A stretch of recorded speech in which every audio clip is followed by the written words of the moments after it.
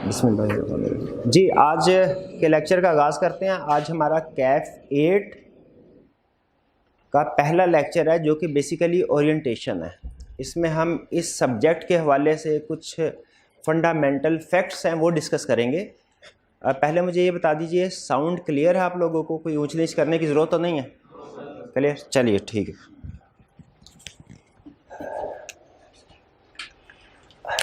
कैफ 8 है सब्जेक्ट हमारा।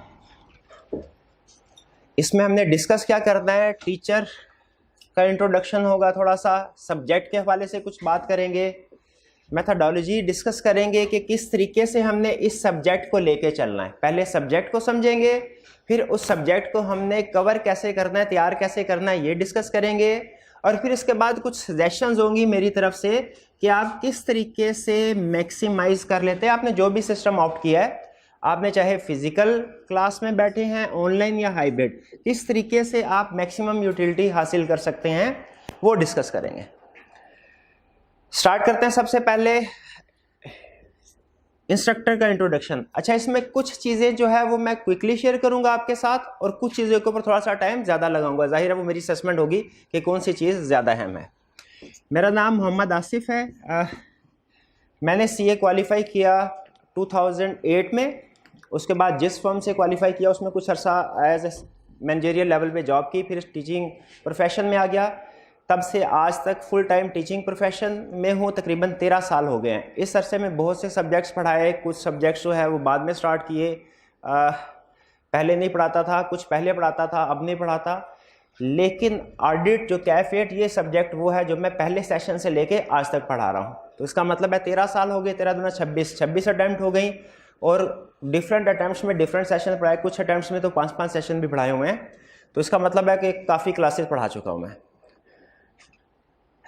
चलिए, हाँ, एक चीज़ जो मैं आपके साथ शेयर करना चाहता हूँ कि मैं CFAP लेवल पे भी ऑडिट का सब्जेक्ट पढ़ाता हूँ। जिस तरह आपका अकाउंटिंग है ना, उसके 2-3 लेवल है। जैसे एक PRC लेवल पे इंट्रोडक्शन टू अकाउंटिंग, फिर उसके बाद कैफ लेवल पे है, FAR 1, FAR 2, फिर उसके बाद CFAP लेवल पे है। उसी तरह ऑडिट भी कैफ PRC लेवल पे नहीं है। कैफ लेवल पे सिर्फ एक सब्जेक्ट है, कैफ 8। फिर उसके बाद CFAP लेवल पे भी है, CFAP 6। यानी इंटरेस्टिंगली कैफ लेवल पे भी आखिरी सब्जेक्ट जो है वो ऑडिट ही है, और CFAP लेवल पे भी जो लास्ट सब्जेक्ट है वो ऑडिट ही है। ये क्यों है, इस वजह से ये चले मैं आपको बाद में बताऊंगा। लेकिन इस वक्त ये बताना चाह रहा हूँ कि CFAP लेवल पे भी चूँकि मैं कोचिंग करता हूँ, तो इसलिए थोड़ा सा आपके लिए प्लस पॉइंट ये होगा कि कुछ कंसेप्ट मुझे अंदाज़ा है कि आपका कौन सा कंसेप्ट ऐसा है जो आगे CFAP लेवल पे जाके टेस्ट होने वाला है।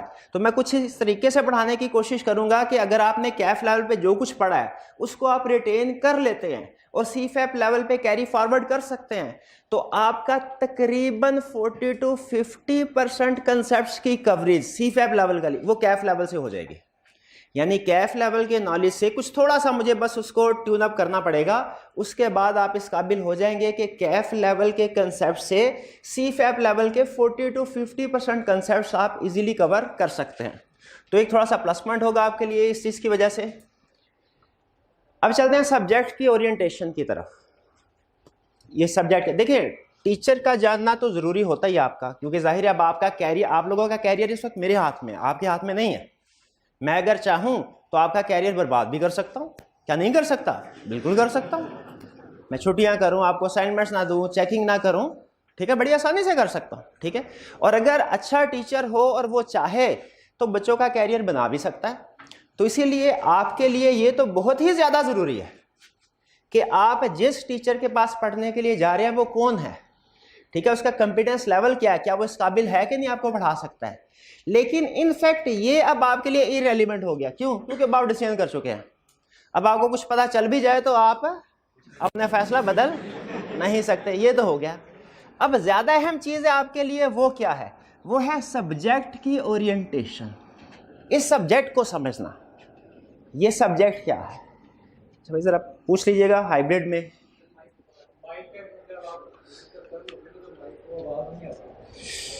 जी, किस वक्त आवाज़ नहीं आती? जब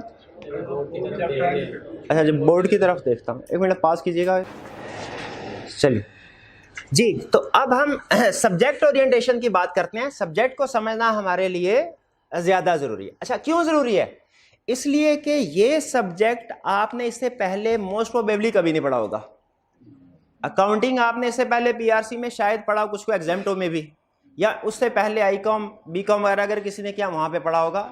इवन अकाउंटिंग भी हालांकि स्पेशलाइजेशन का सब्जेक्ट है हमारा, वो भी शायद पढ़ा होगा आपने।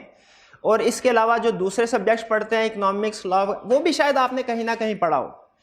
लेकिन ऑडिट वो सब्जेक्ट है जो कि शायद ही किसी स्टूडेंट ने पढ़ा हो इससे पहले।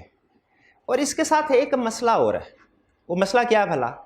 कि हमने ये अकाउंटिंग है ना, अकाउंटिंग जो आपको सिखाई जाती है ना, वो कैफ लेवल में 3 लेवल पे सिखाई जाती है। पहले पीआरसी, उसमें कुछ कंसेप्ट समझाए, फिर FAR 1 उसमें कुछ कंसेप्ट समझाए, फिर FAR 2। लेकिन ऑडिट में हमने जो कुछ समझाना है ना, हमारे पास एक ही सब्जेक्ट है। मैंने इसी सब्जेक्ट, इसी कोर्स में आपको ऑडिट 0 स्क्रैच से लेके 100 तक लेके जाना है। हालांकि अकाउंटिंग में 0 से लेके 100 तक ले जाने के लिए 3 सब्जेक्ट, यानी समझ लीजिए कि उसमें 400-500 घंटे हैं।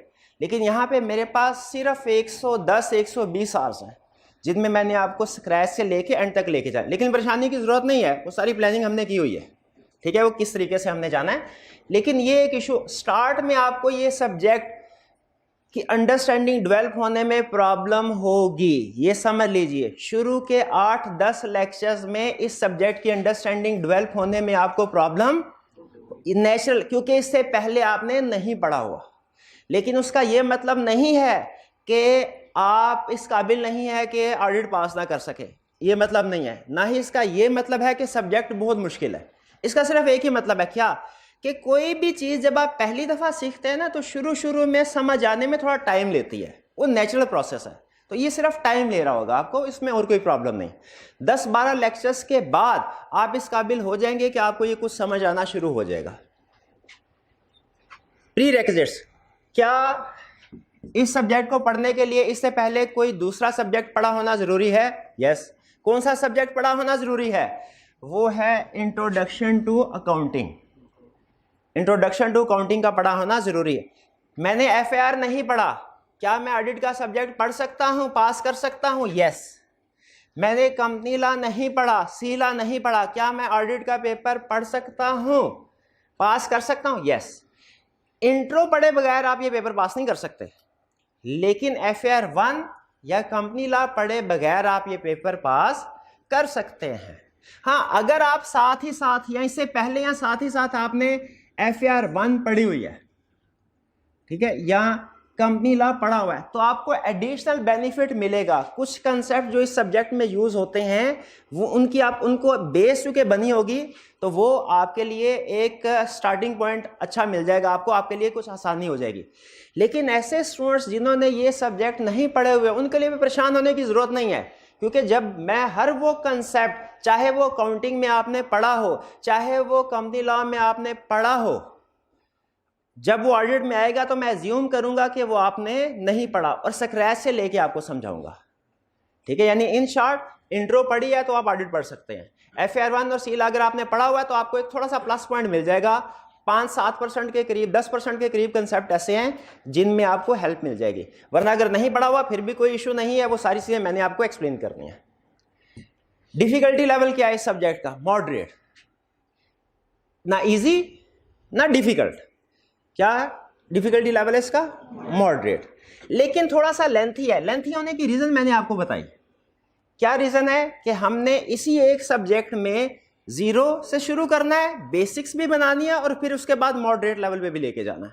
हमारे पास ये ऑप्शन नहीं है कि बेसिक के लिए अलग सब्जेक्ट है और फिर मॉडरेट के लिए अलग सब्जेक्ट, एडवांस लेवल के लिए अलग, नहीं, ऐसे नहीं है। एक ही कैफ 8 सब्जेक्ट है, उसी में हमने सारा कुछ कवर करना है। थोड़ा सा लेंथी है, इसलिए आपको मेहनत कुछ करनी पड़ेगी। है मॉडरेट, मुश्किल नहीं है। पासिंग परसेंटेज क्या है इसकी? 32%। अगर आप पिछले 9 अटेम्प्ट्स का एनालिसिस करें, 9 अटेम्प्ट्स का, तो आपको पता चलेगा इस सब्जेक्ट की पासिंग रेशो ऑन एवरेज कितनी है, यानी 100 में से कितने स्टूडेंट पास होते हैं? 32%, ठीक है। इस क्लास में अगर 100 स्टूडेंट बैठे हुए हैं ऑन एवरेज, कितने स्टूडेंट पास होंगे? लेकिन याद रखिए ये इस क्लास की एग्जाम्पल सिर्फ आपको समझाने के लिए दी है, क्योंकि ये परसेंटेज हमारी क्लास की नहीं है, ये पूरे आई कैप में जितने भी स्टूडेंट पेपर थे उनकी है। हो सकता है हमारी क्लास की परसेंटेज इससे ज्यादा हो सकता है हमारी क्लास की परसेंटेज उससे कम हो, अप डाउन दोनों हो सकते हैं ना, लेकिन ओवरऑल परसेंट 32% है।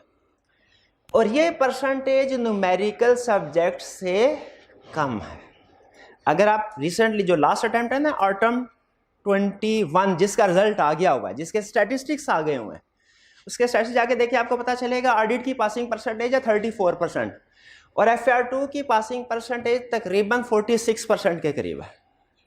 यानी अकाउंटिंग में स्टूडेंट ज्यादा पास हुए हैं और ऑडिट में कम पास हुए हैं।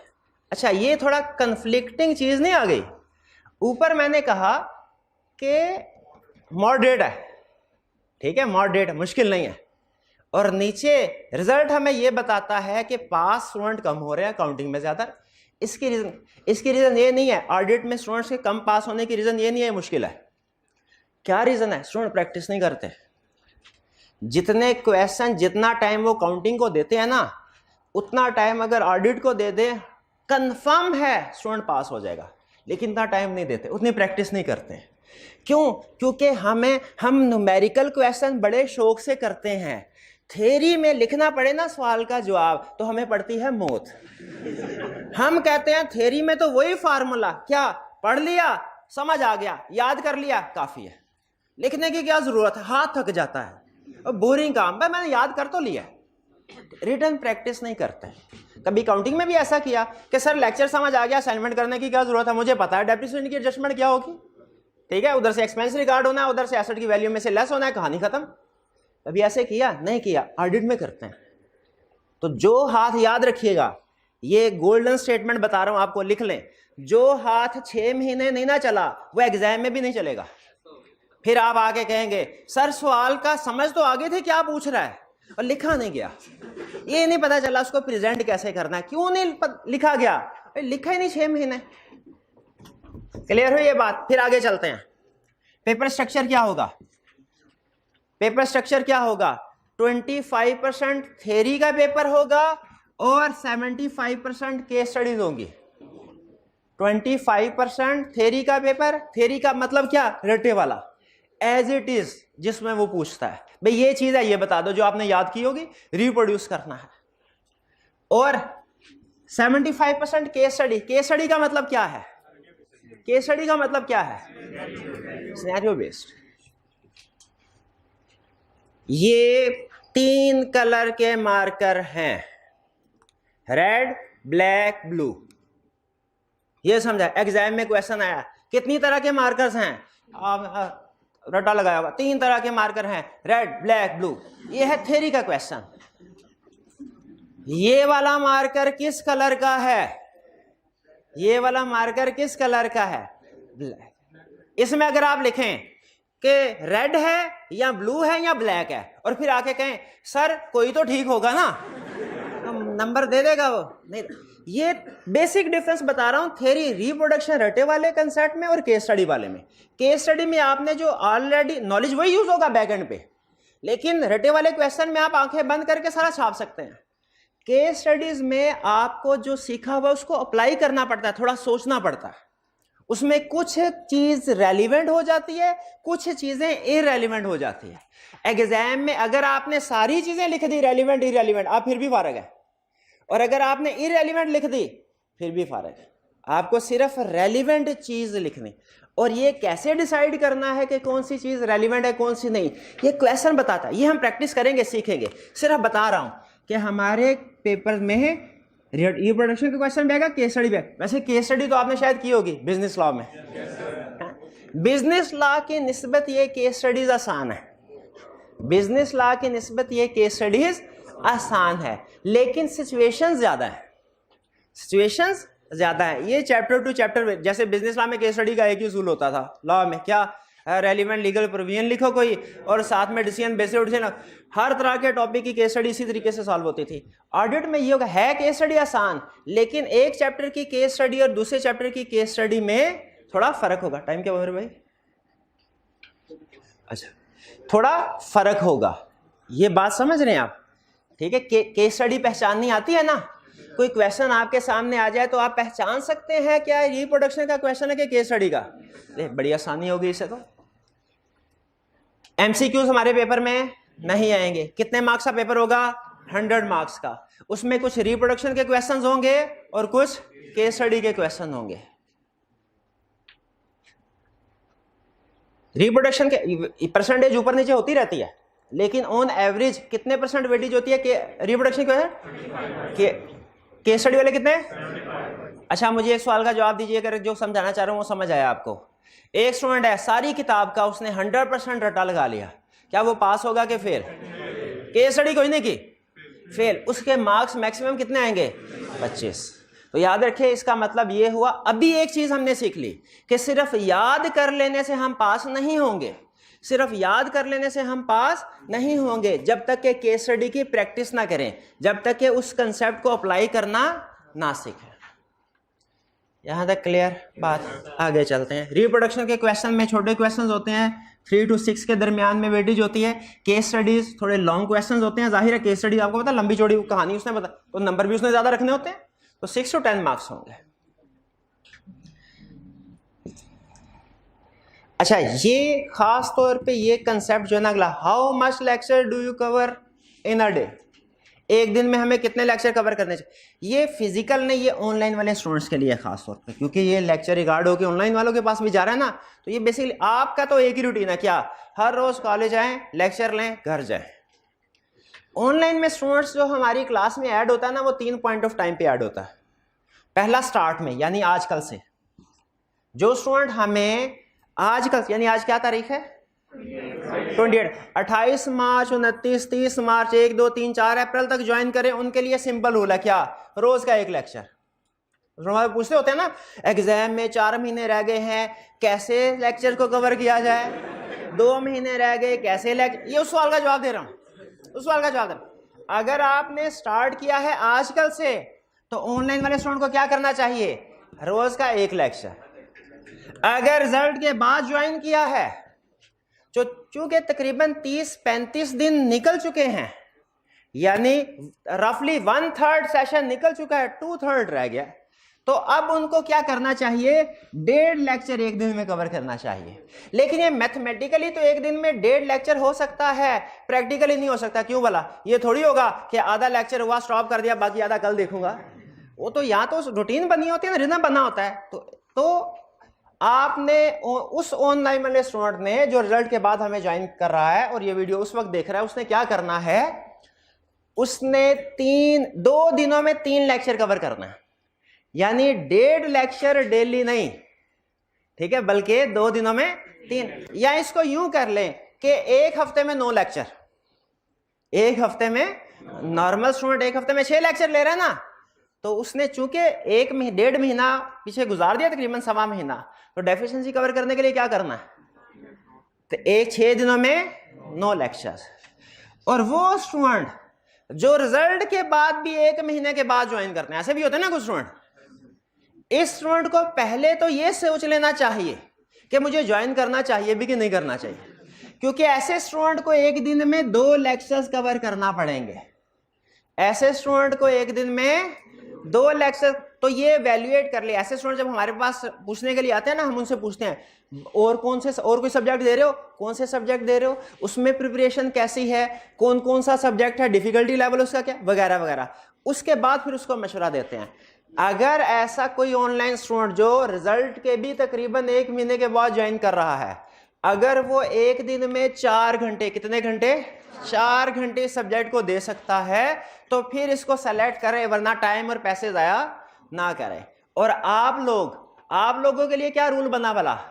हर रोज कितना पढ़ना है और कितना लिखना है? पढ़ना और लिखना दोनों मिला के कितना? 2 घंटे। अगर आपके पास हर डेली 2 घंटे हैं, सब्जेक्ट को सेलेक्ट करें, वरना इस सब्जेक्ट को सेलेक्ट करने की जरूरत नहीं।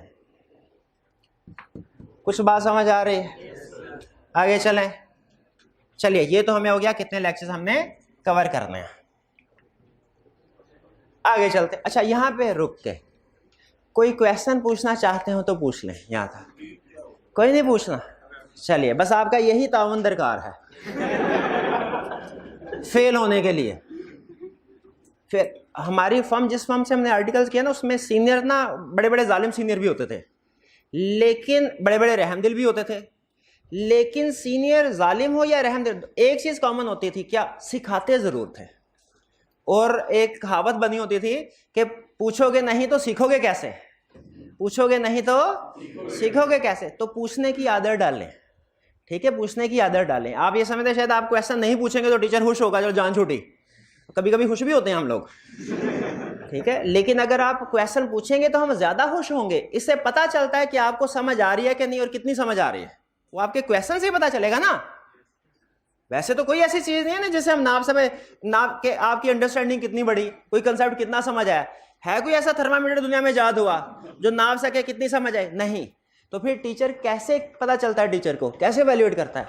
आप लोगों के सवालों से पता चलता है। तो क्वेश्चंस को पूछा करें। आगे चलते हैं, कुछ इंस्ट्रक्शंस हैं फिजिकल स्टूडेंट आप लोगों के लिए अगर पास होना चाहते हैं तो। देखिए ये वो बातें हैं, आप शायद समझ रहे होंगे, आज सर ऑडिट का कुछ पढ़ा ही नहीं रहे, हाँ, ये तो टाइम जाया कर रहे हैं। कुछ चीजें हैं जो कंसेप्ट से रिलेटेड है, वो कंसेप्ट समझने के लिए जरूरी है। अच्छा कंसेप्ट ग्रिप हासिल करनी हो उसके लिए जरूरी है, यानी वो है कंसेप्ट स्पेसिफिक। कुछ चीजें ऐसी हैं जो हैं सब्जेक्ट स्पेसिफिक, वो किसी टॉपिक से रिलेटेड नहीं होंगी लेकिन ओवरऑल सब्जेक्ट से रिलेटेड है। आज मैं जो चीजें आपको बता रहा हूं वो टॉपिक रिलेटेड नहीं है, इसमें कोई आर्ट का टेक्निकल कंसेप्ट नहीं है। किससे रिलेटेड है? Subject related. और हमारी आरडीटी किताबों में लिखा हुआ है कि जो ब्रॉड लेवल की चीजें होती है ना, टॉपिक तो स्पेसिफिक लेवल की चीज है, सब्जेक्ट रिलेटेड डिस्कशन करें वो ब्रॉड लेवल की, ये ज्यादा अहम होती हैं। तो ये वाले जो कंसेप्ट्स आपको चीजें सिखा रहा हूं ना, ये हमने कोई आर्ट का टेक्निकल कंसेप्ट अभी स्टार्ट नहीं किया, लेकिन ये आपके लिए ज्यादा अहम है उनसे। ये आपके पूरे के पूरे सब्जेक्ट को इफेक्ट कर रही हैं। एक है कंसेप्ट स्पेसिफिक चीज, वो आज डिस्कस नहीं कर रहा। एक है सब्जेक्ट स्पेसिफिक चीज जो ब्रॉडर लेवल की है, वो डिस्कस कर रहे हैं हम। आज के बाद ये चीजें डिस्कस नहीं करेंगे। अच्छा, एक है लाइफ स्पेसिफिक चीज जो सिर्फ आपके सब्जेक्ट को नहीं, सिर्फ आपके कैरियर को नहीं, आपकी पूरी लाइफ से रेलिवेंट होगी। कुछ गुर की बातें ये भी हमने सीखी हैं बड़ों से, और हम कोशिश करेंगे ये बातें भी वक्तन फवक्तन आप तक पहुंचाए। जैसे हम तक पहुंची, हम आगे आप तक पहुंचाए, ठीक है। अब आगे अमल करना ना करना वो तो आपकी अपनी मर्जी है, लेकिन दरमियान में अगर कोई ऐसी बात आएगी ना, मैं आपको बता दिया करूंगा कि ये सब्जेक्ट स्पेसिफिक नहीं है, ये लाइफ स्पेसिफिक है, सारी जिंदगी काम आने वाली बात है। आगे चलते हैं, कुछ सजेशंस। रेगुलर, पंक्चुअल, क्या फर्क है दोनों में? रेगुलर का मतलब क्या है? रोज आना है। पंक्चुअल का मतलब क्या है? वक्त पे आना है। वक्त क्या है हमारी क्लास का? आपने क्लास में वक्त पे मौजूद होना है, आपके लिए। मैं कभी कभार शायद छुट्टी कर लूं, आपने नहीं करने। मैं कभी कभार शायद कोई चाय आने में देर हो जाए तो 2-4 मिनट, आपने लेट नहीं होना, ठीक है। क्यों भला? क्योंकि मैं तो चार्टर्ड अकाउंटेंट बन गया हूं, आपने भी बनना है, आपने भी बनना। आपके ऊपर ज्यादा अमल करना जरूरी है इसका। Be attentive in class, class में अटेंटिव होना है। अटेंटिव होने का मतलब क्या होता है? अटेंटिव होने का मतलब क्या? पूरी तवज्जो के साथ। तवज्जो किधर? उस्ताद की तरफ। अटेंटिव होने का मतलब क्या है? तवज्जो किधर? उस्ताद की तरफ। सारी चीजें निकाल देनी है जहन से। लिबर्टी मार्केट जहन से निकाल देनी है, मोबाइल जहन से निकाल देना है, पबजी जहन से निकाल देनी है। पूरी तवज्जो किधर? उस्ताद की तरफ। इधर जो चीज 1 घंटे में आप सीख लेंगे ना, 1 घंटे में, वो घर बैठ के 4 घंटों में खुद से नहीं सीख सकते आप। ये चीज हमेशा ध्यान में रखिएगा। उस्ताद 1 घंटे में, अगर उस्ताद सिखाने वाला हो ना, 1 घंटे में जो चीज सिखा सकता है वो आप पूरे दिन में खुद से बैठ के नहीं सीख सकते। तो अटेंटिव हो के अगर मिस कर दी कोई चीज, और हम कोशिश करेंगे, आप में से अगर किस स्टूडेंट का मेरे से कोई सब्जेक्ट पढ़ा हुआ है या अंदाजा है तो उसे पता होगा, क्लास में हम कोशिश करते हैं उधर उधर की बातें ना करें, वक्त जाया ना करें, ठीक है। सारी बातें काम की होती है। अटेंटिव होके आपने बैठना है। क्वेश्चंस पूछोगे नहीं तो सीखोगे कैसे? पूछोगे नहीं तो सीखोगे कैसे? क्वेश्चन जरूर पूछने हैं और घबराना नहीं है, ठीक है। मैं क्वेश्चन पूछते हुए बात ना स्टूडेंट घबरा जाते हैं, मैं क्वेश्चन पूछूंगा ना, बोंगा सा क्वेश्चन होगा, ये हंसना शुरू हो जाए, और ये सच में हंसना भी शुरू हो जाता है, ये साथ वाला जो बैठा होता है। आपने इससे कोई परेशान नहीं होना, ठीक है। क्योंकि मुझे अंदाजा है कि जब तक मैं आपको कोई उल्टी सीधी चीज पढ़ाऊंगा नहीं ना, आप उल्टा सीधा क्वेश्चन पूछ ही नहीं सकते। मैं 13 साल 13 दूना 26 सेशन और 26 दूना पता नहीं 26 तिया चौका कितने क्लासेस है। मेरी पूरी क्लास में शायद ही इतने सारे अरसे में जितना मैंने पढ़ा 3 या 4 क्वेश्चंस ऐसे हों जो स्टूडेंट ने इररेलेवेंट पूछे हों। पूरे कितने लाखों क्वेश्चन स्टूडेंट ने पूछे होंगे मेरे से इस अरसे में, सिर्फ 3 या 4 क्वेश्चन ऐसे होंगे शायद जो इररेलेवेंट होंगे। उसमें भी शायद कोई मेरी मैं सही तरीके से एक्सप्लेन नहीं कर पाया, कोई मेरी गलती होगी, वरना आपका कोई क्वेश्चन इररेलेवेंट नहीं होता। हाँ, ये हो सकता है कि वो इस सब टॉपिक से रिलेटेड ना वो एडवांस लेवल का हो। ये अक्सर होता है कि कुछ स्टूडेंट जो ज्यादा जरा सीख रहे होते हैं ना, कुछ ऐसा क्वेश्चन पूछ लेते हैं जो आगे चल के मैंने समझाना होता है। तो मैं उस सूरत में अक्सर ये करता हूं कि उसका बेसिक आंसर बता देता हूं और फिर ये कहता हूं कि कंप्लीट आंसर आपको बाद में मिलेगा, या सम टाइम मैं ये कहता हूं कि कंप्लीट आंसर सारे का सारा ही बाद में मिलेगा। ठीक है, तो क्वेश्चन आपने जरूर पूछ। वीकली केस स्टडीज आपने अटेम्प्ट करने हैं। यहाँ पे वीकली केस स्टडी होंगी कॉलेज में, आपने अटेम्प्ट करने हैं रिटर्न फॉर्म में। शैतान आपको एक बात कहेगा, क्या अभी तुम्हारी तैयारी सही नहीं है, पहले पूरी तैयारी कर लो फिर सही तरीके से टेस्ट देना। तो आप उसकी बात मान लेंगे?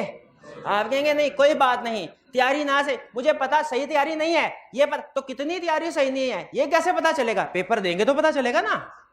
20 में से 6 नंबर आए तो उसका मतलब मुझे ज्यादा तैयारी करनी है, 20 में से 12 नंबर आए तो उसका मतलब है थोड़ी कम तैयारी करनी है। कहीं ऐसा ना हो कि तैयारी मुझे कम करनी है मैं ज्यादा कर लूं। तो ठीक है, तैयारी अभी करने वाली है, वो रहेगी, हमेशा रहेगी, लेकिन कितनी तैयारी करनी है ये कैसे पता चलेगा? टेस्ट देंगे, उसके फीडबैक से पता चलेगा आपको। ठीक है। हाँ, आप इधर आए घर बार छोड़ के, बहुत से स्टूडेंट, आपने हॉस्टल को ध्यान से सेलेक्ट करना है। कोई ऐसा हॉस्टल जिसमें आपको ज्यादा प्रॉब्लम्स ना हो, पढ़ने का एनवायरनमेंट हो, और जो आपके रूममेट्स हैं ये भी ध्यान से सेलेक्ट करना है। ठीक है, वो पढ़ा हुआ ना, man is known by the company he keeps.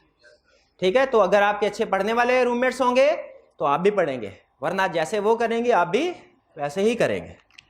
ठीक है ना। वो तो आपने सुना ही होगा, उस्ताद ने मशवरा दिया किसी शरारती बच्चे को कि भाई कुछ लायक बच्चों में आके उठना बैठा करो। कुछ अरसे बाद पता चला लायक बच्चे भी शरारतें करने शुरू हो गए। तो ऐसा ना हो, आपने अच्छे रूममेट्स को सेलेक्ट करा जो आप जैसे हो। Turn off cell phones before entry, class में आने से पहले मोबाइल फोन बंद। ठीक है, क्लास में आने से पहले मोबाइल फोन बंद। ठीक है, मोबाइल फोन आपने इस्तेमाल नहीं करना। आप देखेंगे मैं कभी क्लास में मोबाइल फोन नहीं लेके आता, आज लेके आया हूं। किस वजह से? सिर्फ कि टाइम, वो घड़ी नहीं है ना अभी लगी, टाइम देखने की वजह से। लेक्चर को प्लान करना होता है ना, तो उस हिसाब से। लेकिन वो भी मैं भाई से पूछ रहा हूं तो मोबाइल को नहीं देख रहा मैं। आपने कभी भी मोबाइल ले आए लेकिन उसको इस्तेमाल नहीं करना। आपको नहीं किसी कंपनी के सीईओ की कॉल आनी जो आपने अपनी पूरी कंपनी आपको बेचने के लिए कोई ऑफर दे रहा हो, नहीं आनी कॉल अभी। ठीक है, कोई अहम कॉल नहीं आनी ऐसे।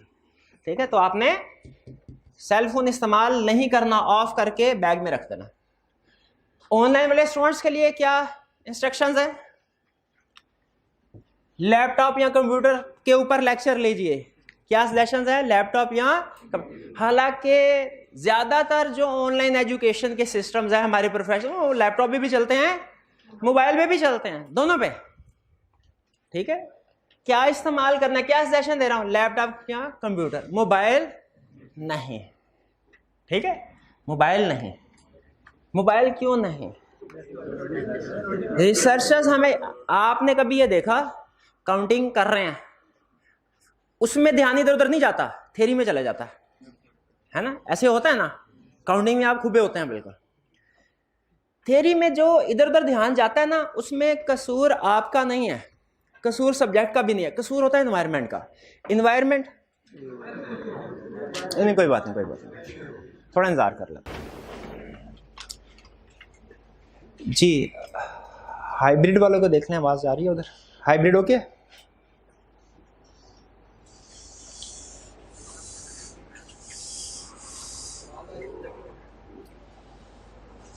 जी चलिए, आवाज मेरा ख्याल जा रही है तो आगे चल। हाँ, तो डिस्ट्रैक्टिंग फैक्टर, रिसर्चर्स ये कहते हैं दुनिया में सबसे ज्यादा जो डिस्ट्रैक्टिंग डिवाइस है वो क्या है भला? आपका मोबाइल फोन। और आप उसी के ऊपर सबसे ज्यादा फोकस के साथ करने वाली चीज करते हैं, क्या? पढ़ाई। ठीक है, देखिए पढ़ाई सबसे ज्यादा फोकस मांगती है आपका। और किसके ऊपर? आप मोबाइल के ऊपर, जो सबसे ज्यादा डिस्ट्रैक्ट। अभी लेक्चर ले रहे हैं, थोड़ी देर बाद दराज की तरफ से कोई ऑफर आ जाएगी, फिर फूड पांडा की तरफ से ऑफर आ जाएगी, फिर दोस्त का मैसेज आ जाएगा, फिर उसके बाद आप कहेंगे अच्छा काफी हो गया, पास करके थोड़ा मैं यूट्यूब पे देख लेता, ईमेल चेक कर लेता हूँ, फेसबुक चेक कर लेता हूँ, कोई अहम मैसेज तो नहीं आया हुआ। Most distracting. तो कोशिश करें मोबाइल से जितनी जान छुड़ाई जा सके छुड़ाएं। ठीक है, मैंने भी अपनी जिंदगी में मोबाइल का इस्तेमाल मिनिमम किया हुआ है, मिनिमम किया। कुछ लोग नाराज भी होते हैं, ठीक है, लेकिन बाद में उन्हें पता चल जाता है ना इसकी आदत ही यही है, फिर नाराजगी खत्म हो जाती है। शुरू शुरू में नाराज होते हैं। तो कोशिश करें मोबाइल का इस्तेमाल कम से कम। तो ऑनलाइन अगर आपने अच्छा यूजर एक्सपीरियंस लेना है ऑनलाइन एजुकेशन का, किसी भी जगह से अगर अच्छा एक्सपीरियंस लेना है आपने, तो लैपटॉप या कंप्यूटर के ऊपर लेक्चर सुना करें, देखा करें। एक दिन में एक आइडियल, एक दिन में एक लेक्चर।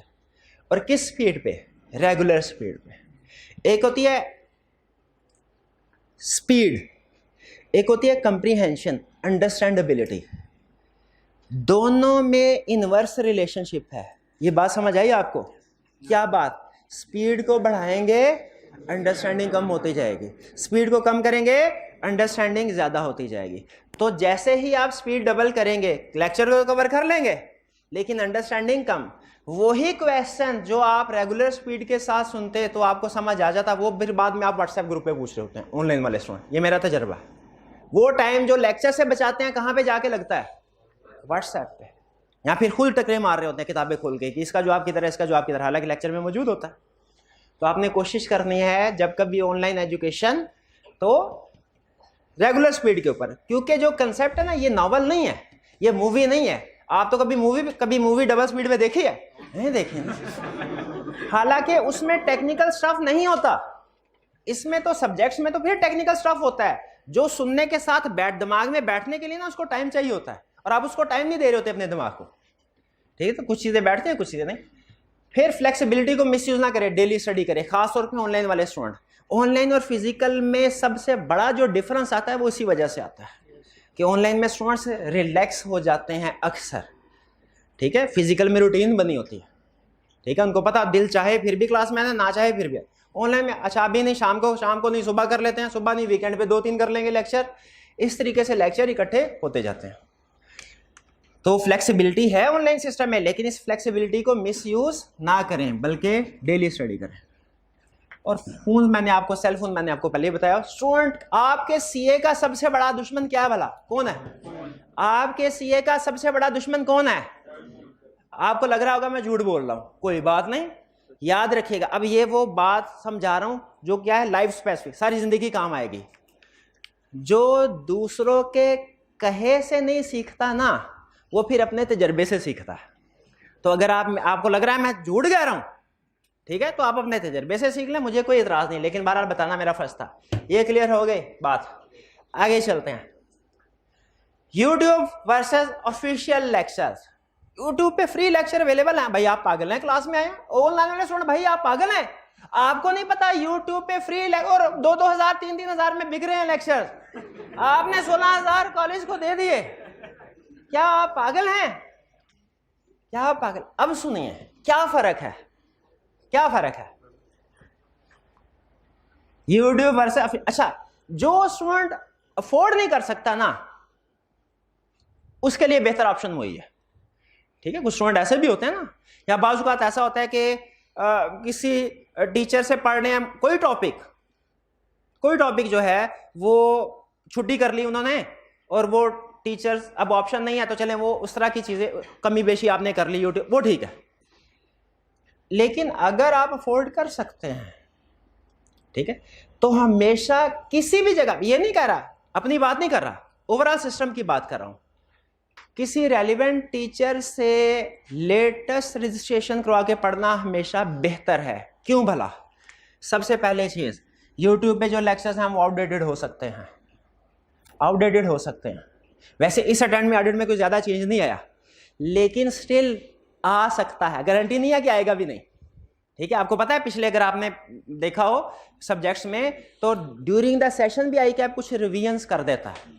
तो आपको हमेशा एक खतरा रहेगा, क्या पता नहीं किस दिन कौन सी रिवीजन ना आ जाए, और अगर कोई रिवीजन आए तो आपको कोई बताने वाला नहीं होगा क्या रिवीजन थे, ठीक है। और अगर कोई रिवीजन नहीं भी आए ना, तो अगर आप यूट्यूब पे, तो आपको पूरे सेशन में डर लगा रहेगा कोई रिवीजन आ तो नहीं गई, हो सकता है कोई रिवीजन हो जो मुझे ना पता चले। तो एक, लेकिन जब आप किसी टीचर के साथ अटैच होते हैं आपको पीस ऑफ माइंड हो जाता, आपको पता है जो भी ऊंच नीच आई ना, इच्ची बिची उस्ताद की जिम्मेदारी है, उसको पता है मैं इसके पास आ गया, मैं बस यही कर सकता, अब आगे जो करना है उस्ताद ने करना। और टीचर की रिस्पॉन्सिबिलिटी होती है कि उसने हर जगह पे नजर रखी होती है, आई क्या वेबसाइट, इधर उधर की दूसरी चीजें, पास पे उसको अंदाजा होता है पहले से, ठीक है। और जैसे ही कोई चेंज आता है वो आपको 2 से 3 दिन के अंदर, हर टीचर, अपनी बात नहीं कर रहा, हर टीचर आपको बता देता है कि भाई ये चेंज है, इसको इस तरीके से कवर करना है, ठीक है। सिलेबस से, और फिर अगर फर्ज करें सिलेबस चेंज नहीं, फर्ज करें स्टार्ट में भी चेंज नहीं हुआ, ड्यूरिंग सेशन भी चेंज नहीं हुआ, एग्जाम में स्ट्रेटजी चेंज हो जाती है। अब उस्ताद को पता है, मुझे अंदाजा है कि ये जो एक सिलेबस में चैप्टर है ना, इसमें से तकरीबन कंफर्म क्वेश्चन पूछता है, इसमें 5 टॉपिक है, इसमें पिछली दफा इसने टॉपिक नंबर 3 पूछा था, इस दफा टॉपिक नंबर 1 पूछेगा। 3 तो आपको तो पता है एक जनरल रूल होता है हमारा, जो सवाल पिछली दफा उसने पूछ लिया नॉर्मली इस दफा नहीं, हालांकि इसकी भी कुछ एक्सेप्शन है, वो कभी डिस्कस करूंगा फिर आपके साथ। अब मैंने पिछले सेशन में जो लेक्चर डिलीवर किए थे ना, उसमें हो सकता है मैंने टॉपिक नंबर 3 के ऊपर ज्यादा फोकस किया हो या किसी और टॉपिक, लेकिन इस दफा मुझे टॉपिक 3 टेस्ट हो गया ना, मुझे पता टॉपिक 3 टेस्ट नहीं होगा चैप्टर में से 1 होगा। इस दफा मैं जो लेक्चर में चेंज करूंगा, ट्यूनिंग करूंगा, जो आपको क्वेश्चन प्रैक्टिस करवाऊंगा, वो उस टॉपिक में किसके ऊपर करवाऊंगा जिसके आने का चांस ज्यादा है। तो जो लेटेस्ट एग्जामिनर का फोकस है, आपको जो भी टीचर प्रिपरेशन करवाता है ना, वो उसके मुताबिक करवाता है। इसीलिए जो यूट्यूब वाले लेक्चर्स हैं वो हो सकता है पुराने फोकस के मुताबिक हो, आपको जो क्लास में किसी भी टीचर जो फ्रेश करवाएगा वो लेटेस्ट के मुताबिक होंगे। और फिर पास्ट पेपर की डिस्कशन ये तो आपको नहीं मिलेगी ना, पुराने लेक्चर में इस अटेम्प्ट में जो पेपर हुआ है उसकी डिस्कशन मिलेगी, कोई डिस्कशन नहीं मिलेगी। एक रीजन ये आउटडेटेड लेक्चर हो सकता है वो। दूसरी रीजन, कोई एडिशनल स्टडी मटेरियल नहीं होगा, आप एक एक से पूछते फिरेंगे, भाई ये क्लास में सर ने ये जो चीज दी थी, ये माइंड मैप दिया था, ये नोट्स दिए थे, ये क्वेश्चन दिया था, ये किधर है। लेक्चर तो मिल गए, लेकिन अमूमी तौर पे साथ में स्टडी मटेरियल सारे का सारा नहीं मिलता, सारे का सारा स्टडी मटेरियल साथ में बाजू का नहीं मिलता। तो क्लास में लेकिन टीचर जो है वो आपको सारे का सारा स्टडी मटेरियल प्रोवाइड करता है। जैसे हम इंशाल्लाह आपको बहुत से प्रीमियम रिसोर्सेज प्रोवाइड करेंगे जो इवन पिछले सेशन के क्लास में डिस्ट्रीब्यूट नहीं हुए थे, बने नहीं थे। मतलब आपको पता है ना, हर चीज डेवलप होती रहती है ना, हर चीज डेवलप होती रहती है। हमारे पार्टनर ने हमें एक बड़ा अच्छा लेसन दिया, एक क्लास बड़ा अच्छा लेसन दिया। क्या ऑडिट करने के लिए आए, हमने ऑडिट कर लिया था, रिव्यू करने के लिए आए। पार्टनर ना बाद में काम चेक करने के लिए आता है। उन्होंने पहले दिन एक सवाल पूछा, उन्होंने कहा पिछले साल ऑडिट हुआ था, हमने कहा बिल्कुल हुआ था। हमने कहा आपने भी ऑडिट किया है, उन्होंने कहा बिल्कुल ऑडिट किया। उन्होंने कहा 2 में से अगर एक चीज नहीं है ना तो आपने टाइम जाया किया है। 2 में से एक चीज नहीं है तो क्या चीज, या तो पिछले साल की निस्बत कम वक्त लगना चाहिए वही काम करने में, जितना हमें पिछले साल काम करने में वक्त लगा इस साल वक्त कम लग, या उसी वक्त में हमें ज्यादा काम करना चाहिए। बताइए आपने क्या किया? हमने किया कुछ भी नहीं था दोनों लेकिन कह दिया सर टाइम उतना लगाया प्रोडक्टिविटी इंक्रीज की। ठीक है, तो याद रखिए जो सब्जेक्ट है ना, इसकी हर सेशन में डेवलपमेंट होती है, हर टीचर के। मेरा नॉलेज वो नहीं था इस पिछले सेशन में जो इसमें, इवन जो उस्ताद होता है ना रोज पढ़ता है, मेरा आज जो नॉलेज है ना कल वो नहीं था, और जो आज नॉलेज है ना कल ये नहीं होगा, क्योंकि मैं हो सकता है रात को जाके 2 घंटे पढ़ूं, कोई नई चीज मेरे जहन में आ जाए, ठीक है, कोई नई एग्जाम्पल आ जाए। तो इसलिए याद रखें हर सब्जेक्ट में डेवलपमेंट होती रहती है, तो उससे हम फिर प्रीमियम रिसोर्सेज बनाते रहते हैं। वो आपके साथ शेयर होंगे जो पिछले सेशन में नहीं थे। इसका यह मतलब नहीं है पिछले सेशन में सही नहीं पढ़ाया था, इसका मतलब क्या है कि पिछले सेशन से भी ज्यादा बेहतर तरीके से पढ़ाने की कोशिश करता है हर टीचर, तो वो आपको इस सेशन में क्वालिटी मिलेगी। फिर यूट्यूब पे ले लिया लेक्चर, सवाल है किससे पूछे भाई, उधर कोई है ये कहने वाला, क्या पूछोगे नहीं तो सीखोगे कैसे? और यूट्यूब पे है कोई बैठा हुआ जो आपके सवाल का जवाब दे ले? नहीं है, ठीक। फिर किससे पूछना पड़ेगा?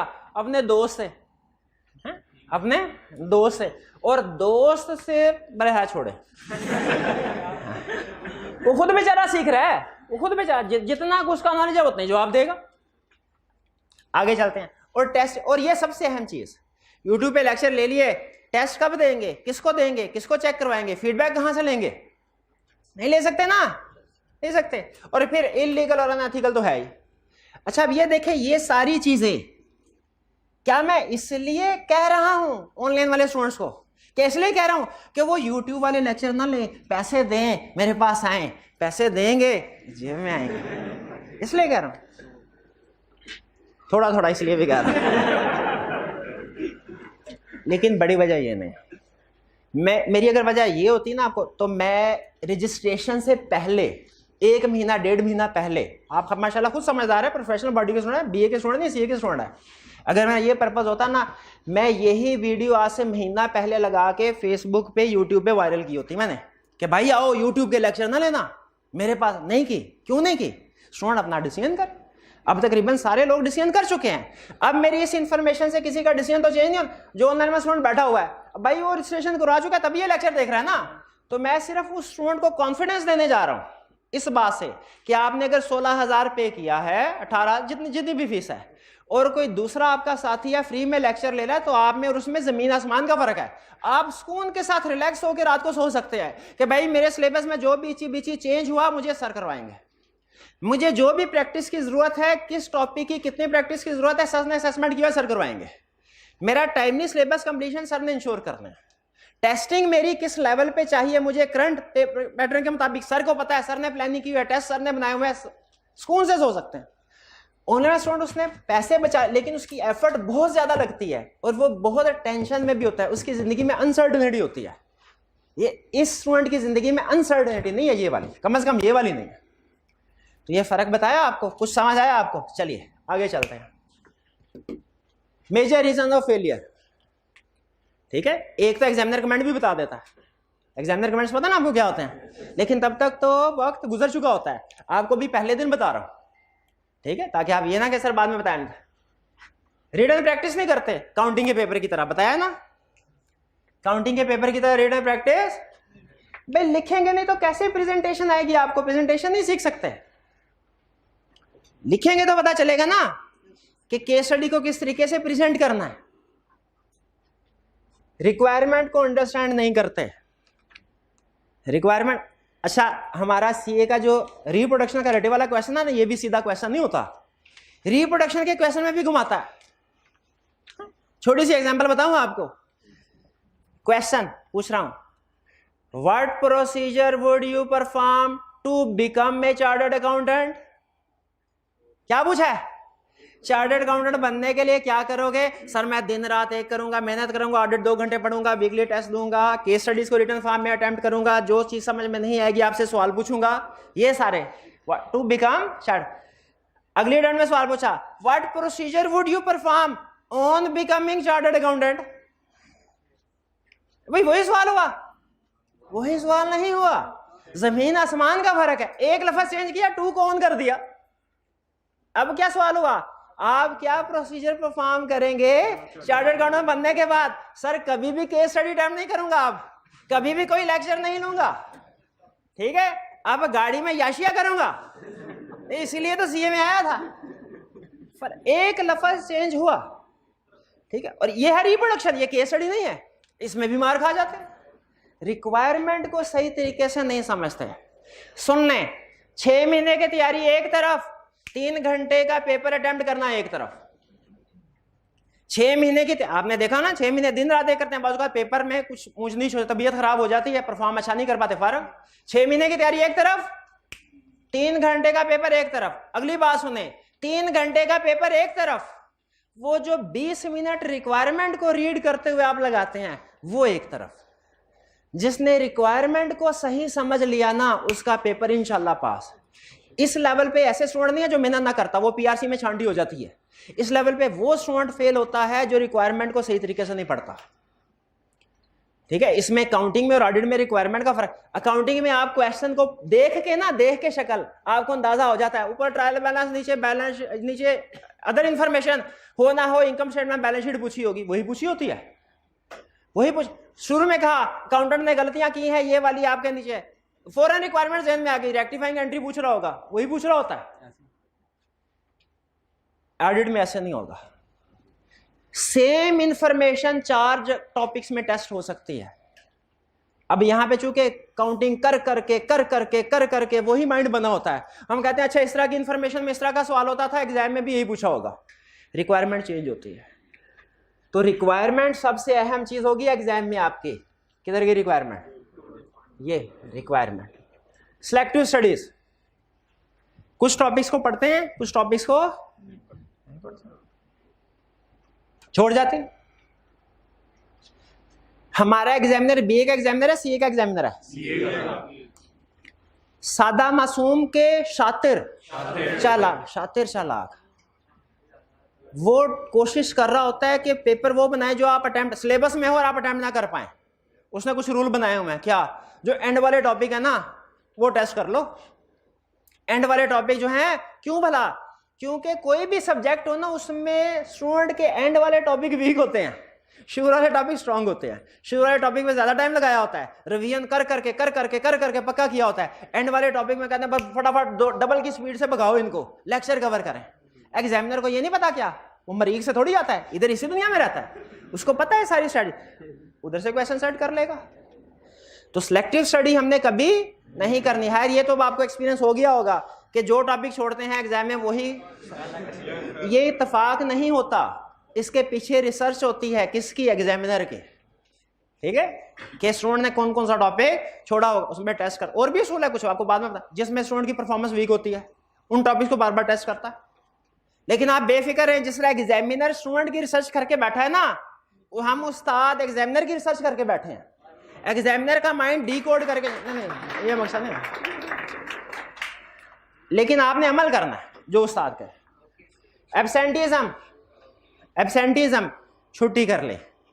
सीए और बीए में बहुत से फर्क है, उनमें से एक फर्क ये भी है, सीए में एक छुट्टी करेंगे ना आपके पास होने का चांस 2% कम हो जाएगा, 2% कम हो जाएगा। इसमें मैं डिबेट नहीं कर रहा कि कैसे कैलकुलेट किया है मैंने, इस पर डिबेट नहीं कर रहा, लेकिन ये है तकरीबन 2% आपका एक दिन छुट्टी करने से 2% कम हो जाएगा। क्योंकि 100 लेक्चर हैं, 50 छुट्टियां करेंगे तो बाकी 50 नंबर नहीं ले सकेंगे ना, एक नंबर की गलती तो करेंगे, 49 मार्क्स के साथ पास नहीं हो सकेंगे। Simple rule.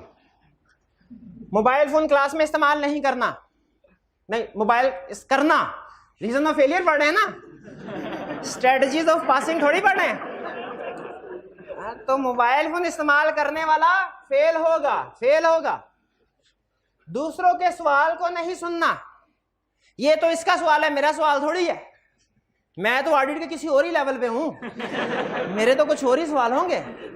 और एग्जैक्टली आप यकीन नहीं करेंगे 45 सेकंड के बाद वही सवाल दोबारा कोई दूसरा स्टूडेंट पूछ रहा होता है, वही सवाल। क्यों? जिस वक्त वो सवाल पूछ रहा था मैंने कहा अच्छा ये 20 सेकंड लगाएगा सवाल पूछने में, सर 1 मिनट लगाएंगे जवाब देने में, 1.5 मिनट है मेरे पास, निकाल भाई मोबाइल, मैसेज ही देख लो 1.5 मिनट में, वही सवाल पूछ रहे होता है। तो आपका क्या ख्याल है, मैं जवाब दे देता हूँ मैं कभी कभी जवाब नहीं देता, अक्सर दे देता हूं, लेकिन जब देता हूं तो क्लास भी करता हूं। क्लास होनी चाहिए ना, जिसने सारी क्लास का टाइम ज़ाया किया। नॉट अटेम्प्टिंग वीकली टेस्ट, ये बता दिया हुआ है। How much effort is required to pass this paper, इस पेपर को पास करने के लिए कितनी एफर्ट की जरूरत है? 2 घंटे डेली पढ़ना है घर में, इसमें क्लास का टाइम शामिल नहीं है। ये ना कि 1.25 घंटा क्लास होगा बाकी 45 मिनट पढ़ने हैं, क्लास का टाइम शामिल नहीं है। होम असाइनमेंट आपको दी जाएगी डेली, आपने जैसे काउंटिंग के टीचर देते हैं होम असाइनमेंट, करते हैं ना, ऑडिट के टीचर आपको होम असाइनमेंट देंगे, वो भी करनी है। वीकली टेस्ट देने हैं, संडेज को रिवीजन करने हैं। ठीक है, स्टडी मटेरियल क्या होगा? 2 ऑप्शंस, एक आई कैप का स्टडी टेक्स्ट है, क्वेश्चन बैंक है। आई कैप का स्टडी टेक्स्ट है, क्वेश्चन बैंक है, ये स्टडी मटेरियल। दूसरा क्या है? इंस्ट्रक्टर का, आपके भाई का किताब होगी, वॉल्यूम 1 और वॉल्यूम 2। वॉल्यूम 1 पूरा स्टडी टेक्स्ट, क्वेश्चंस भी होंगे उसमें। वॉल्यूम 2 में एडिशनल प्रैक्टिस की, स्टडीज की एडिशनल प्रैक्टिस। हाँ जी, स्टूडेंट क्या कहते हैं, सर वॉल्यूम 1 में सारे कंसेप्ट, सारे चैप्टर? हाँ जी, वॉल्यूम 1 में सारे चैप्टर्स हैं, कोई कंसेप्ट मिसिंग तो नहीं। सर वो काउंटिंग में ऐसे होता है कि कुछ टॉपिक वॉल्यूम 1 में होते हैं, कुछ वॉल्यूम 2 में होते हैं, आपके सारे एक ही बुक में है? हाँ जी, हमारे सारे एक ही बुक में है। तो सर वॉल्यूम 2 की क्या जरूरत है? वॉल्यूम 2 की जरूरत इसलिए थी जितना गुड़ उतना मीठा, जितनी प्रैक्टिस करेंगे पास होने का चांस बढ़ता जाएगा, बढ़ता जाएगा। वॉल्यूम 2 सर, लेकिन फिर इसका मतलब है वॉल्यूम 1 करने सिलेबस पूरा हो जाएगा, मैं वॉल्यूम 2 नहीं करूंगा। तो मैं क्या कहता हूं, मैं कहता हूं हाँ लेकिन जुमला कंप्लीट करो, तुम वॉल्यूम 2 नहीं करोगे पहली अटेम्प्ट में, लेकिन दूसरी अटेम्प्ट में तुम जरूर करोगे, दूसरी अटेम्प्ट में जरूर करोगे। इंटेग्रल पार्ट है, हालांकि ये कंप्लीट सारे कंसेप्ट, लेकिन उस कंसेप्ट की एप्लीकेशन, ये इंटेग्रल पार्ट, यह इंटेग्रल पार्ट, ठीक है। प्रैक्टिस दोनों में से कोई एक सेलेक्ट कर लें, आपकी मर्जी है, चाहे आई कैप, ये भी ठीक है, कुछ स्टूडेंट आई कैप के बिल्कुल ठीक है, ठीक है, लेकिन ऐसे स्टूडेंट फिर एक काम करें, कम से कम वॉल्यूम 2 ले लें जिसमें एडिशनल क्वेश्चन, ये वो प्रैक्टिस क्वेश्चंस हैं, एडिशनल है ना, तो ये बेहतर है। लेकिन बहरहाल अगर आप सिर्फ आई कैप का स्टडी टेक्स्ट और क्वेश्चन बैंक करते हैं तो वो भी चल जाएगा। आप ये ना समझे कि मैं अपने कोई किताबें बेचने के लिए ये कह रहा हूँ, ठीक है। याद रखें, उस्ताद बिजनेसमैन नहीं होता, अच्छा टीचर कोई भी हो वो कभी बिजनेसमैन नहीं होता। वो पैसे ले रहा होगा, आपको पढ़ाने के पैसे ले रहा हूँ, फ्री में थोड़ी पढ़ा रहा हूँ, लेकिन आपको जो भी मशवरा कोई भी उस्ताद देगा ना, अपने इंटरेस्ट को सामने रख के कभी नहीं देगा, आपके इंटरेस्ट को सामने रख के देगा, जो भी अच्छा टीचर होगा। वॉल्यूम 1 और वॉल्यूम, मेरी सजेशन ये है, ठीक है, क्योंकि इसके ऊपर इसके ऊपर तो नहीं मुझे पता कितनी मेहनत लगी है, लेकिन इसके ऊपर मुझे पता है कितने सालों की मेहनत है और किस तरीके से चीजें हमने की। बहरहाल प्रेफर्ड स्टडी मटेरियल ये है, ये यूज करें, वरना अगर आप आई कैप का भी यूज करते हैं चलेगा। हम आपको जो कुछ पढ़ाएंगे डेली बेसिस के ऊपर बता दिया करेंगे, आई कैप की बुक में ये इस जगह पे मौजूद है। आगे चलें जी।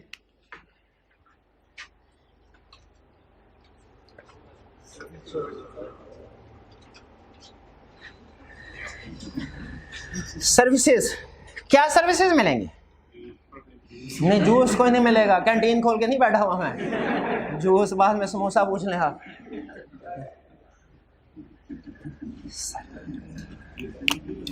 समझा ये जाता है कि कोई भी जो पढ़ाना है ना, पढ़ाना, अब असल में ना दुनिया हो चुकी है 3G 4G 5G, टीचिंग वो 2G के ज़माने में।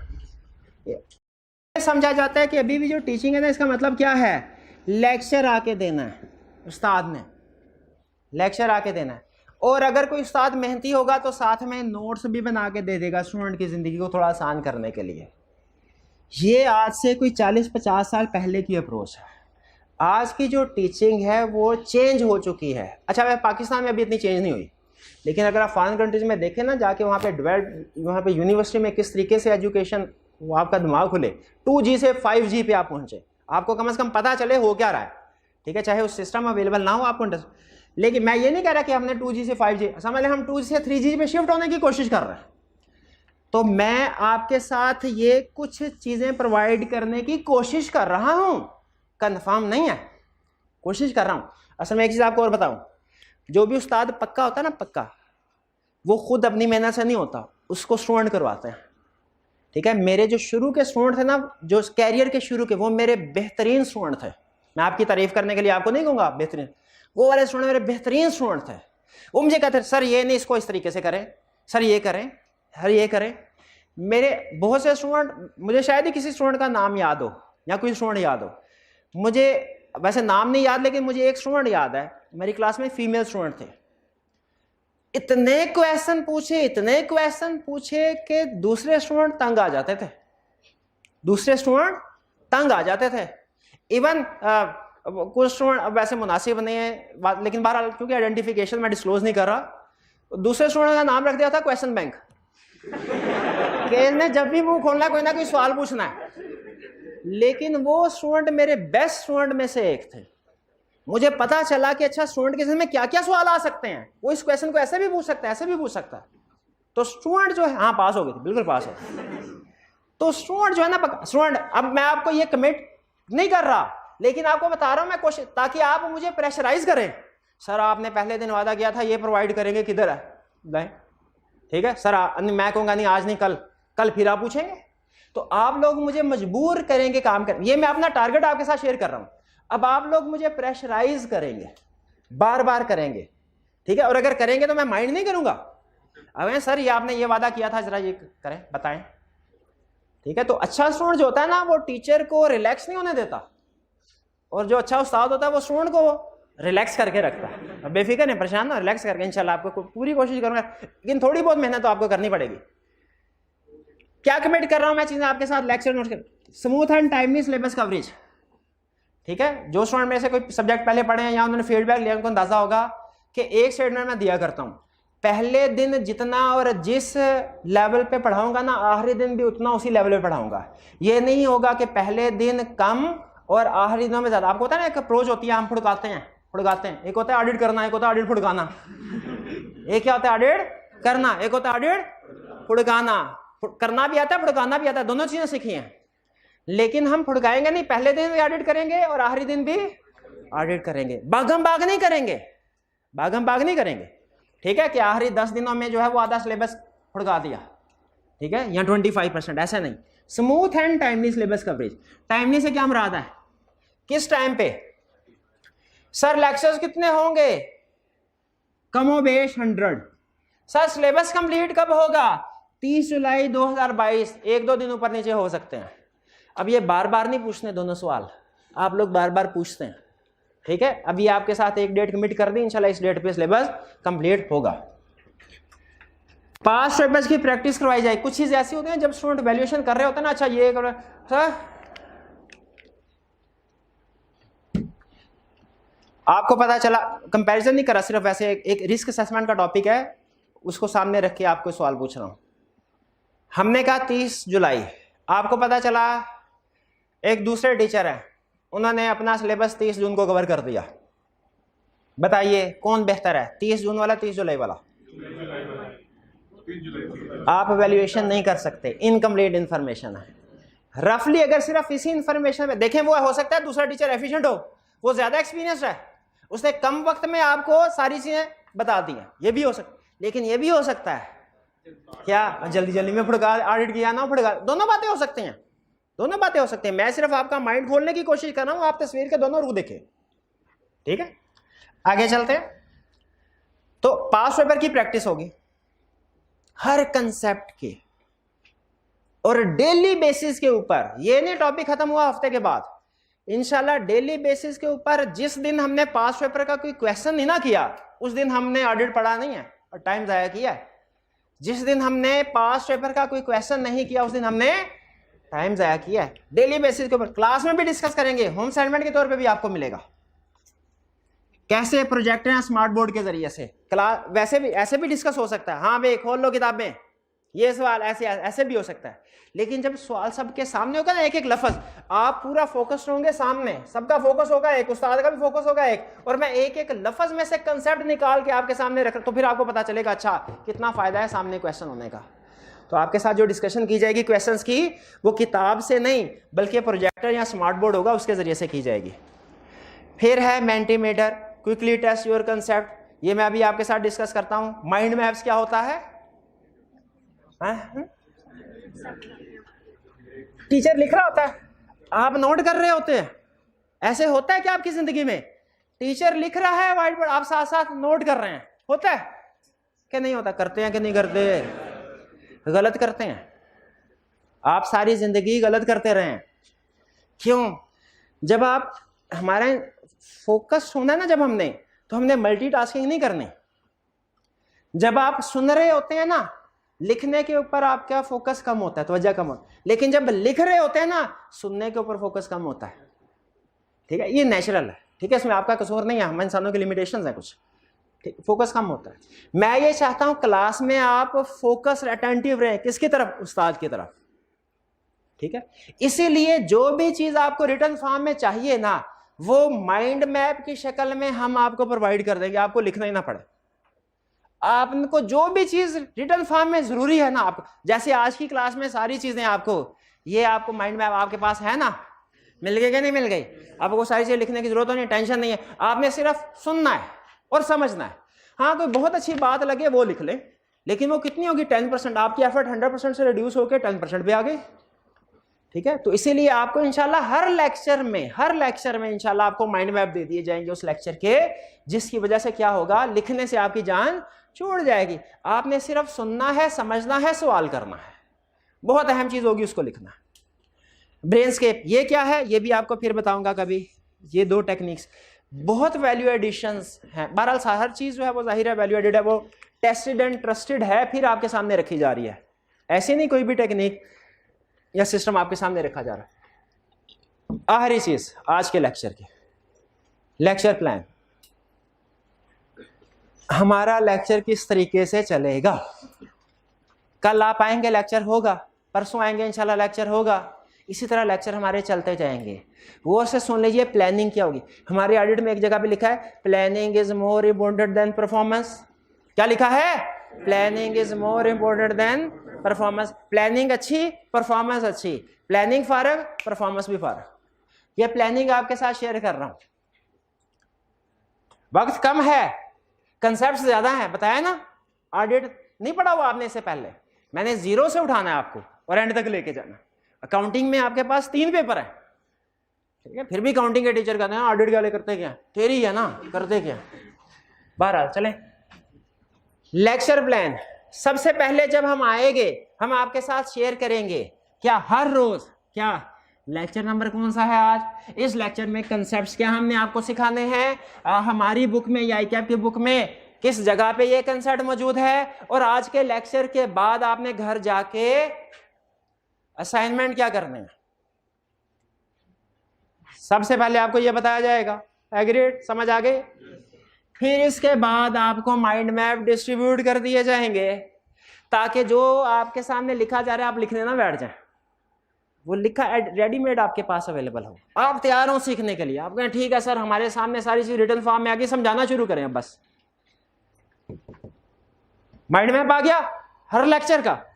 फिर इसके बाद इससे आपका टाइम बचा है ताकि आप फोकस्ड हो सकें, अटेंटिव हो सके उस्ताद की तरफ। फिर लेक्चर का ओवरव्यू दिया जाएगा कि ये लेक्चर में जो आज हम चीज समझने जा रहे हैं ये क्या है, ये क्यों है, क्यों सीख रहे हैं हम, हमारे एड में इसकी क्या सिग्निफिकेंस है। फिर उसकी डिस्कशन होगी, और डिस्कशन में हम कुछ क्लासिक केस स्टडीज को डिस्कस करेंगे। ठीक है, कुछ क्लासिक केस स्टडीज को डिस्कस करेंगे। इन कंसेप्ट्स की एक्सप्लेनेशन होगी, क्वेश्चन समझ, इन दोनों को इकट्ठा समझा रहा हूं। सबसे पहले मैं क्लास में आऊंगा, आपको बताऊंगा आज ये 2 कंसेप्ट पढ़ने हैं हमने, इस वजह से कि हमारे एड में ये इसलिए जरूरी है। फिर कंसेप्ट पढ़ाने से पहले कोई ना कोई 1-2 कहानियां आपको सुनाऊंगा, उन कहानियों में कोई ना कोई लेसन होगा और वो रियल वर्ल्ड केस स्टडीज होंगी। देखिए केस स्टडी सीखने से, अटेम्प्ट करने से पहले उसको सीखना समझना जरूरी है।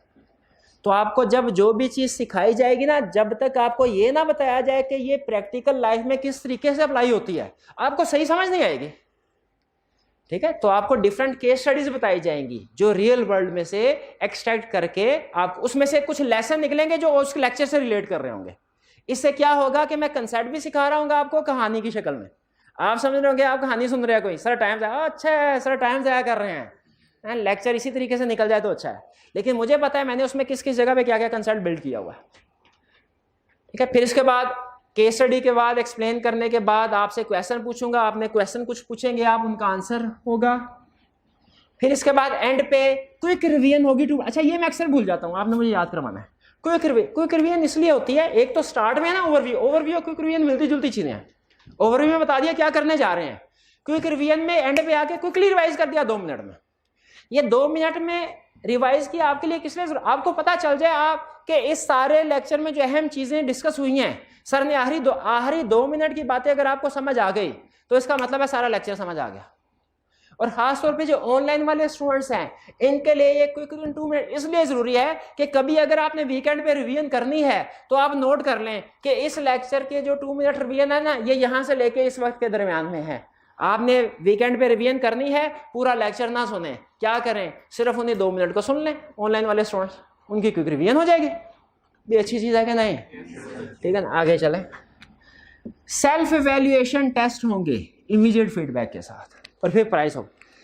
मेरा एक टारगेट है, क्या टारगेट है हमारा? स्टूडेंट जो है ना, क्लास एक होता है पढ़ाना, उस्ताद आया पढ़ाया चला गया, जिम्मेदारी पूरी। जब मैं जूनियर टीचर था ना शुरू में, तो मैं कहता था पढ़ाना भी है समझाना भी है, काफी अरसा इस पे काम कर। अब मैं 3G से 2G से मैं 3G पे आ गया। अब मैं कहता हूँ क्लास में पढ़ाना भी है क्लास में समझाना भी है, क्लास में याद भी करवाना है। जब आप घर जाए ना, आपको ये टेंशन ना हो कि मैंने याद करना है, बल्कि ये टेंशन हो जो होम असाइनमेंट है ना, ये जल्द से जल्द करने हैं। ठीक है, तो याद करवाने के लिए कुछ टेक्निक्स निकाल रहे हैं हमने, वो मैं आपके साथ शेयर करूंगा। अभी तो इतना टाइम नहीं है, कल के लेक्चर में या आइंदा जब इसको इंप्लीमेंट करेंगे तब। तो याद रखिए, क्लास के अंदर ही एंड पे आपका टेस्ट होगा, 10-12 मिनट में टेस्ट होगा, इमीडिएटली आपको फीडबैक मिलेगा। और वो इस तरीके से मैं ड्राफ्ट करूंगा कि आपके कंसेप्ट आपको याद, आपको पता नहीं चलेगा लेकिन याद होते जाएंगे आपको। ठीक है, वो मेरी जिम्मेदारी है, मेरा काम है। 5 रुपए की डिस्कशन होगी, फिर जब कोई कंसेप्ट खत्म हो जाएगा, और फिर रिवीजन होगी ब्रेन स्केप। ये कुछ चीजें ना, जैसे ये ब्रेन स्केप क्या है, ये मेंटीमीटर वगैरह क्या, ये मैं अभी होल्ड पे कर रहा हूँ। ये आज के लेक्चर में आपको एक्सप्लेन नहीं कर रहा, ये आपको करके दिखाऊंगा तो पता चलेगा। कुछ चीजें होती है ना इंसान कर, आपको मैंने बताया था ये ऑडिट प्रैक्टिकल सब्जेक्ट है।